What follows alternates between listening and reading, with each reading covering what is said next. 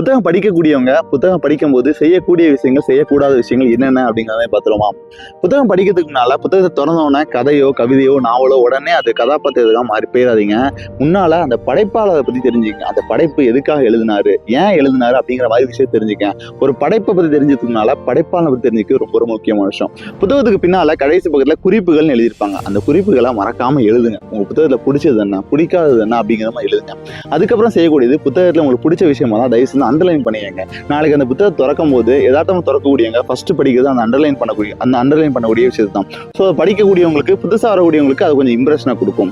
மறக்காம அந்த புத்தகம் நல்லா இருந்து அப்படின்னா தயவு செஞ்சு ரெக்கமெண்டேஷன் பண்ணுங்க. ஒரு படைப்பாளனுக்கு முக்கியமாக கொடுக்கக்கூடிய நம்ம பெரிய காணிக்கையே அந்த படைப்பை அடுத்தவன்ட்டு போய் கொண்டு கொடுக்குறது தான். அதை மறக்காம செஞ்சிருங்க.